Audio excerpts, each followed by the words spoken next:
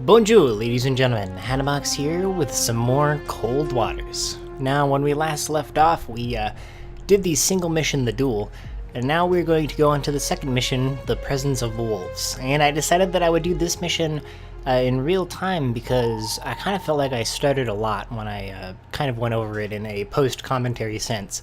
And I feel like the game is a little bit too easy, for me at least these first two single missions, because the next one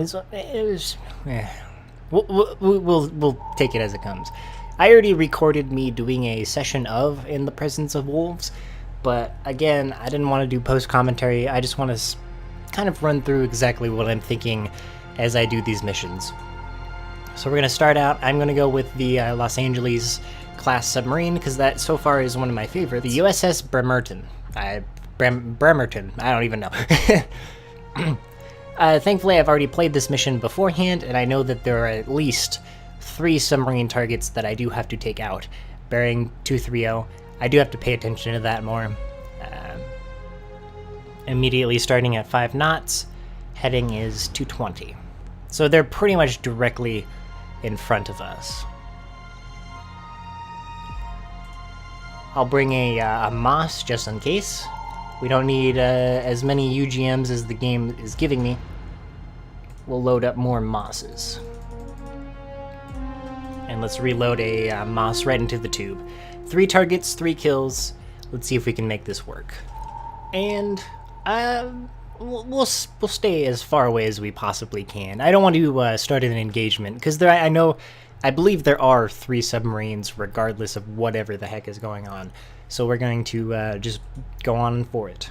Now, I talked about a lot about stuff in the video that I realized you guys probably wouldn't understand. And I was kind of expecting that. I'm also going to try to not use the speed up command as liberally as I have been. Okay, so Sierra 1 is already in contact. Let's try to sort this out. We know beforehand that this is already a sub, and that should make it easier to identify what this is. It's looking like a whiskey class. This is an old submarine as well. Yep, I'm pretty confident that it's a whiskey. He is starting to dive below the thermal layer. That means better news for us. So, what am I talking about when I say, like, all of these things? We'll just start with the basics. Rating your your sub for ultra quiet essentially means that when I fire off a torpedo, I can't reload. Oh, he's starting to ping me. That could be good or bad. I don't know if he thinks I'm here. You sacrifice reloading, because reloading and going faster than 5 knots essentially makes it so that your ship is making noise. And noise it goes on radar all the time. You can easily pick it out.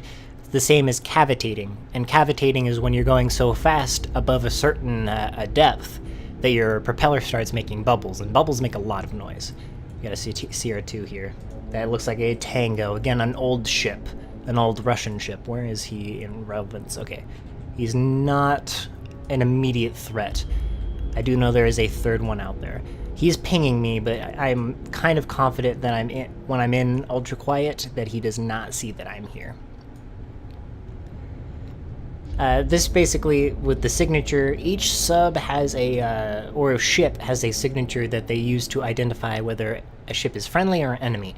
In this case, we have communications with our allies, so we don't need to have a list of our own ships, but we do have a list of the enemy subs and their ships, so we know exactly what they're doing, and how we can classify them. This active radar is pinging way further away than he actually is, in my opinion. We're getting a better solution readout on him. He is a semi-noisy. I'm actually a very quiet ship, or a sub, sorry. These newer models these older models of Russian ships just weren't as quiet as they believe they were. Just keeping an eye on Tango 2, that S2.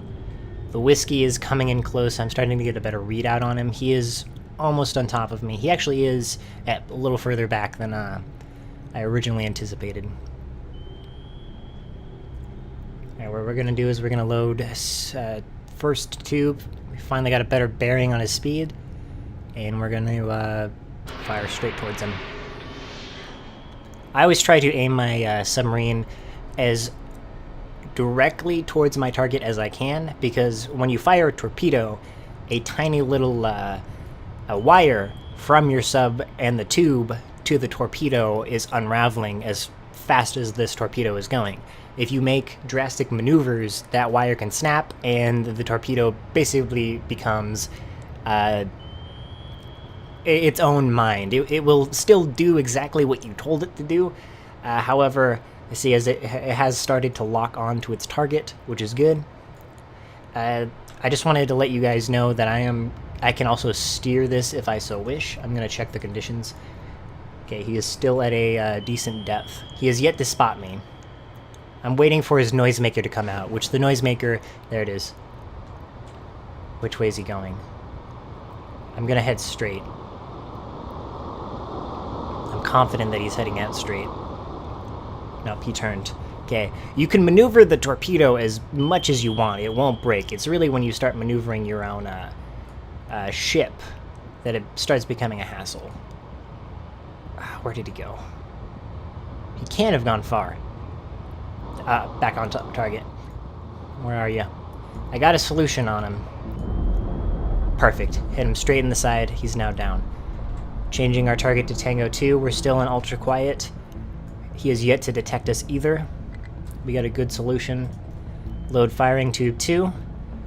And let's start turning towards him so the wire does not snap. Where the tubes are in correspondence to the interface down at the bottom right is where the tube will fire. So the left side, the tubes will fire on the left side of your sub, and the right side in the same place as previously mentioned. So if I'm firing from the right of my sub to the left, the chances of that torpedo breaking and potentially hitting me are extremely high. In fact, I have had that happen before, running straight into my torpedo, and that is not fun at all. However, I believe this Tango does know I'm here, and well, obviously he knows something's here. He doesn't have a positive solution on me, which I'm confident on, otherwise he would have fired. He has no idea exactly where I am, which is good. If they're not firing at you, then that's always a good sign. Okay, so we're getting a better targeting angle on this Tango. I'm gonna fire out. The wire did break. We're gonna let that torpedo do its thing. I'm gonna have another one reloaded and ready to go. Okay. Where is that? An enemy just dropped a torpedo, an enemy gunship. I didn't actually see where he dropped it. The benefit of being a player is I get to see exactly where the torpedo dropped. It would be at a higher depth, but I don't think he actually knows where I am. Yeah, that torpedo's nowhere near me. He would have spotted me if that was the case.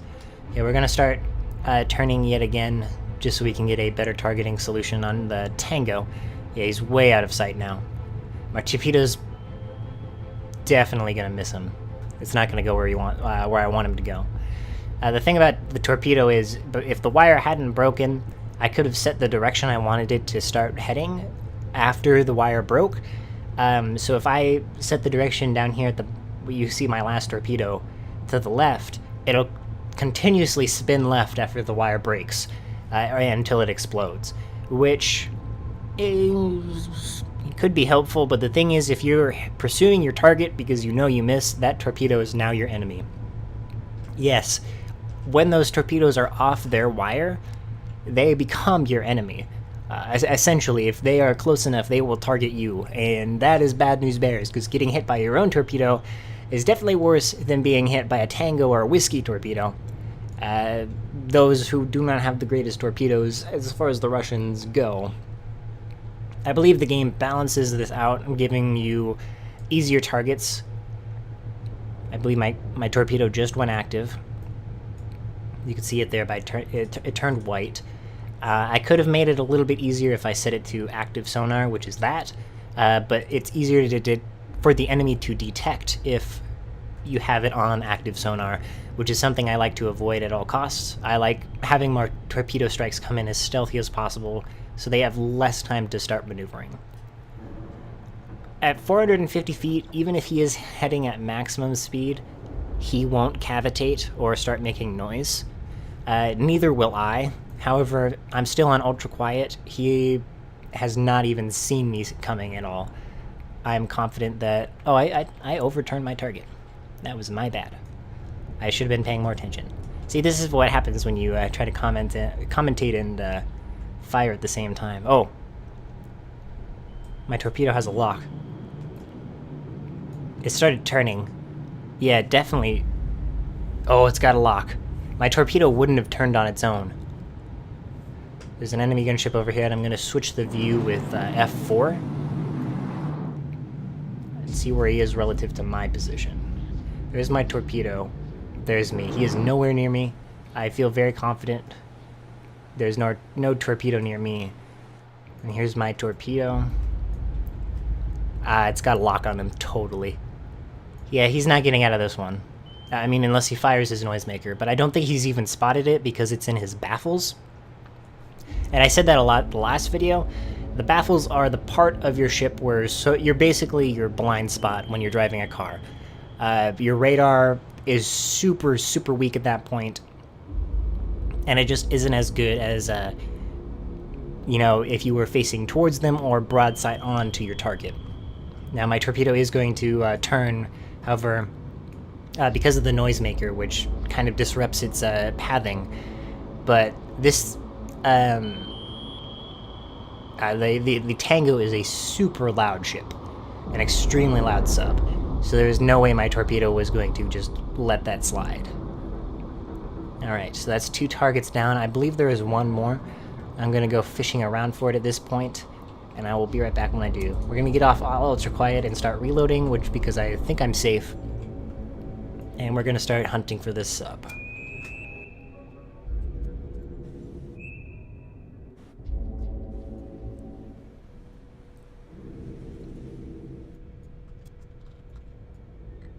So it wasn't enough to get freezing. I was trying to make noise. I'm very confident it was 31. I was not going to position.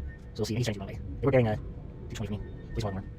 Surprisingly, oh yeah, not cavitating anymore. Oh. They dropped another torpedo against me. When enemy gunships start dropping torpedoes, they actually only go to a specific depth of, I believe, 150 feet. So if you stay well below that, you should be mostly safe from airdrop torpedoes. There is a mission, however, later on that is, it's actually very hard. Oh, he's dropped another one on top of me. This one should not detect me. Are there vessels nearby? There's no vessels. That's my worry, though. There's always 3. Always been 3.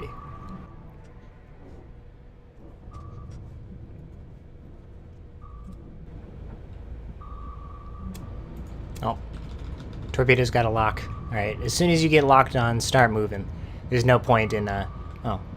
Maybe there is a point. Oh, it's targeting my Moss. Yeah, we're gonna start maneuvering regardless, even if it has targeted my Moss. They also don't have a lot of, travel time.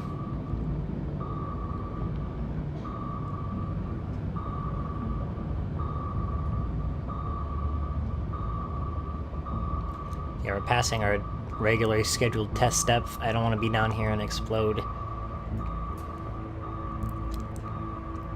Hopefully it'll blow up on that. Oh, they're dropping depth charges.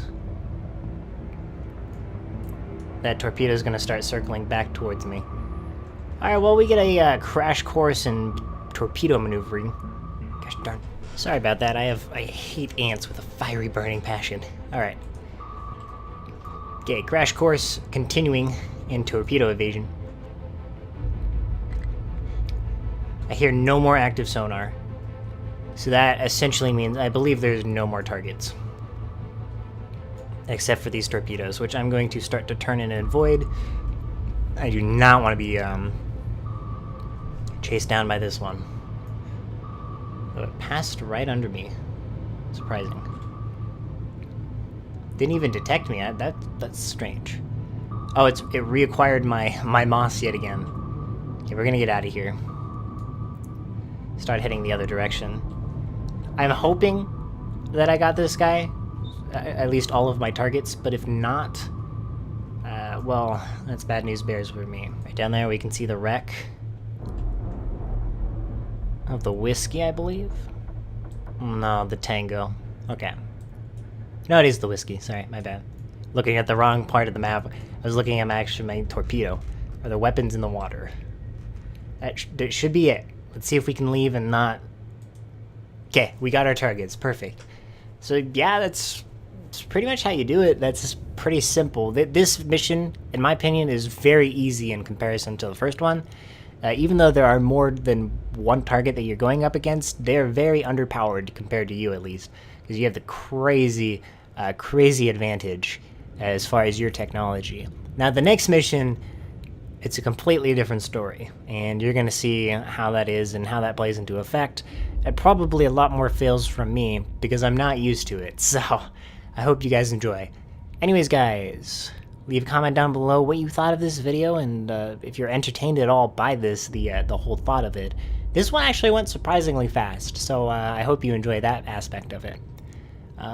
Subscribe if you want to see more, and leave a like. I want to know if it's a good indication if it's actually good. And that's kind of important, I would say. Anyways, guys, au revoir, ladies and gentlemen. Au revoir.